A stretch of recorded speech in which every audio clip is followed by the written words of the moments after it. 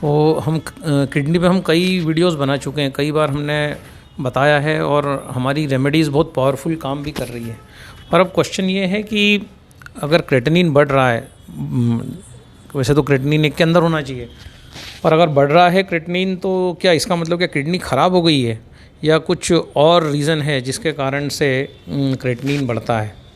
तो थोड़ा सा आप ध्यान दीजिएगा कि जब भी हम कोई भी नॉनवेज खाते हैं तो हमारा क्रेटिनिन बढ़ता है। अंडा है, मछली है, ठीक है, मीट है, आपका चिकन है, डेयरी प्रोडक्ट्स हैं, जब भी हम इस प्रकार के प्रोडक्ट्स का सेवन करते हैं और इस प्रकार का एनिमल प्रोटीन लेते हैं तो हमारा जो क्रेटिनिन है ना, जो ब्लड में जो एक के अंदर होना चाहिए वो बढ़ जाता है 2, 3, 4, 5, 7। और इसका मतलब ये नहीं कि ये हमारी किडनी डैमेज हो गई है। कई लोगों को ये लगता है कि क्रेटिनिन बढ़ रहा है मतलब किडनी डैमेज हो रही है, पर जैसे ही आप ये नॉनवेज खाना बंद करते हैं, है ना, आपका क्रेटिनिन जो है धीरे धीरे कंट्रोल में आने लगता है या बंद ही कर देते हैं। तो अगर क्रेटिनिन हमारा बढ़ रहा है तो हम क्या करें? सबसे पहले तो नॉनवेज आइटम्स खाना बंद कर दें। जैसे मैंने बोला, दूध है, अंडा है, मछली है, चिकन है, मीट है, इस प्रकार की कोई भी चीज़ अगर आप सेवन कर रहे हैं तो इसको इमीडिएटली बंद कर दीजिए। और उसके बाद कोशिश करिए कि आप जो है एल्कलाइन फूड पे आ जाइए। अब एल्कलाइन फूड में मैंने हमेशा बताया है कि अगर ब्लड यूरिया बढ़ रहा है, अभी मैं आपको कुछ रिपोर्ट शेयर करने वाला हूँ जिसमें जो है ब्लड यूरिया 155-58 कुछ था और वो 70-75 पे आ गया। तो ये जो प्रयोग है जो मैं आपको बता रहा हूँ अभी, तो सबसे पहले तो मैंने आपको बताया कि क्रेटिनिन के बढ़ने की वजह, तो उस वजह को हम कंट्रोल करेंगे तो जो है वो वहीं रुक जाएगा बढ़ना। उसके बाद जो बढ़ा है उसको रिवर्स करने के लिए जो उपाय मैं आपको बताने जा रहा हूँ बेहद ही सिंपल है और कोई भी कर सकता है, कोई भी कर सकता है, करना ही चाहिए। तो धनिया पत्ता आप ले लीजिए। धनिया पत्ता जो होता है ना, जिसको कोरेंडर लीव्स कहते हैं इंग्लिश में, है ना, मराठी में इसको कोथिंबीर कहते हैं।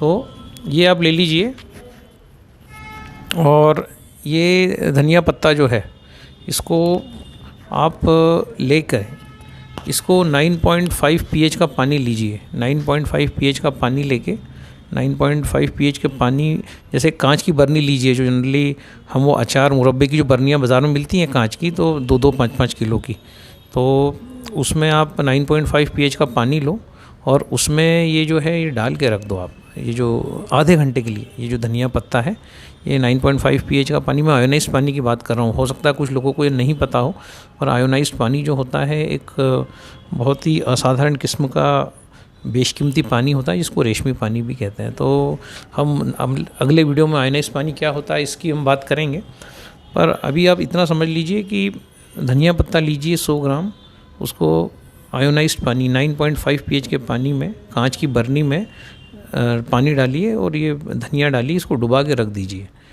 एक 20 मिनट के लिए। इसके बाद इसको निकालिए, उस पानी को फेंक दीजिए और इस धनिया जो पत्ता है इसको मिक्सर में डालिए।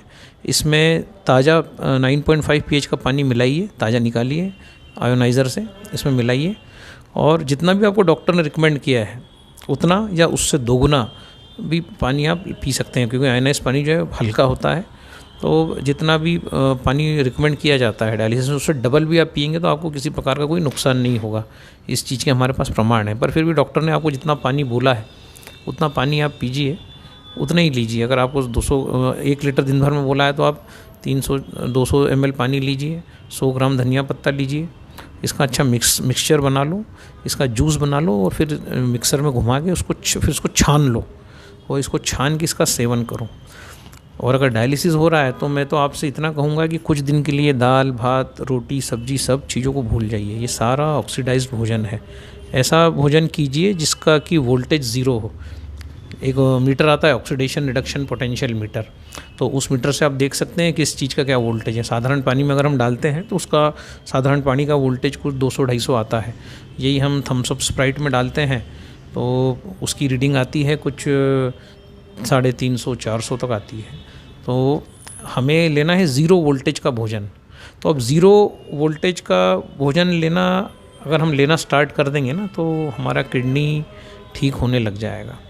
तो अब ज़ीरो वोल्टेज का भोजन कैसे बनाना, तो बहुत मुश्किल है। ज़ीरो वोल्टेज का भोजन बनाना ये तभी पॉसिबल हो सकता है जब झाड़ से टूटा हुआ फल या खेत से टूटी हुई सब्जी इमीडिएटली 1 घंटे के अंदर आपके प्लेट में आ जाए, तो उसका वोल्टेज ज़ीरो हो सकता है या +20 हो सकता है। +20 भी अगर आप बीमार हैं तो रिकमेंडेड नहीं है। ज़ीरो वोल्टेज का भोजन या फिर माइनस वोल्टेज का भोजन जो है वो आपके लिए रिकमेंडेड है, और आपकी सारी बीमारियों को दूर करने की ताकत उस भोजन में है। तो ज़ीरो वोल्टेज का भोजन हम बनाएंगे कैसे?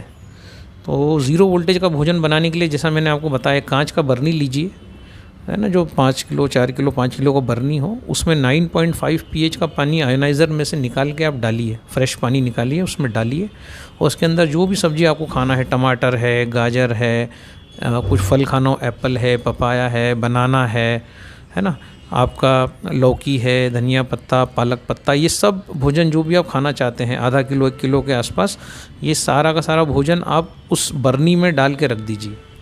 जैसे ही आप उसमें डालेंगे, ये सारा भोजन जो प्लस में है ये माइनस में चला जाएगा, क्योंकि 9.5 pH का पानी जो है वो इलेक्ट्रॉन डोनर पानी है। तो इलेक्ट्रॉन डोनर पानी जब अपने इलेक्ट्रॉन्स डोनेट करेगा और हाइड्रोजन जब इस भोजन के अंदर प्रवेश करेगा, तो ये भोजन जो है ज़ीरो से भी पीछे निकल जाएगा, मतलब -70 -80 इस प्रकार से भोजन निकल जाएगा। फिर इस प्रकार का भोजन फिर आप इसका रस बना के पी सकते हैं, इसको ऐसे ही चाकू से काट के खा सकते हैं, जैसा आपका मर्जी करे। पर इस प्रकार का भोजन, इसको कहते हैं निगेटिव वोल्टेज का भोजन, और ये आपके लिए बहुत इम्पॉर्टेंट है। और इस आपका क्रेटनाइन जो है वो तो धनिया पत्ते का जो मैंने प्रयोग बताया उसी से रिवर्स हो जाएगा, पर अगर डायलिसिस भी आपको रिवर्स करना है तो इस प्रकार का निगेटिव वोल्टेज का भोजन अगर आपके शरीर में जाएगा तो 100% जो है आपका डायलिसिस रिवर्स हो जाएगा, आपका जो है क्रेटनाइन सामान्य हो जाएगा। ये सब चीज़ें आप खुद ही देखेंगे, ये सब चीज़ें हो जाएंगी। ज़रूरत है बस प्रयोग करने की। तो प्रयोग करिए, और हम अगले वीडियो में आपको और निगेटिव भोजन बनाने की टेक्निक शेयर करेंगे, और बहुत इजी है। इसके लिए ज़रूरत है तो एक वाटर आयोनाइज़र की। अगर वाटर आयोनाइज़र हमारे पास है तो इस प्रकार का भोजन हम बड़ी आसानी से बना सकते हैं। और इस प्रकार का भोजन अगर हम करेंगे तो हमारे सारे ऑर्गन्स जिसमें कुछ माल फंक्शनिंग हो रही है, ये सारी माल फंक्शनिंग जो है धीरे धीरे हम देखेंगे कि ठीक होने लगेगी। तो बहरहाल जिन लोगों पे हमने काम किया है, जिनका ब्लड यूरिया सामान्य हुआ है, जिनका यूरिक एसिड सामान्य हुआ है, उनकी कुछ रिपोर्ट्स मैं आपको शेयर करता हूँ। धनिया पत्ता और कैंगन पानी, आपका जो आयनाइज्ड पानी है 9.5 pH का पानी, इस पानी का प्रयोग करें धनिया पत्ते के साथ, और आप देखेंगे कि कितनी खूबसूरती से आपकी सारी रीडिंग्स विदिन 12 डेज़ में बता रहा हूँ आपको, ज़्यादा भी नहीं, 12 से 15 दिन के अंदर सारे आपकी रीडिंग सामान्य होने लगेंगी। तो अगर आपके पास आयोनाइज़र नहीं है, तो बहुत सारे लोग हैं जिनके पास आयोनाइज़र हैं, तो उनसे मिलिए, उनसे इस प्रकार का पानी लीजिए और ये प्रयोग करके देखिए और हमें बताइए। Thank you.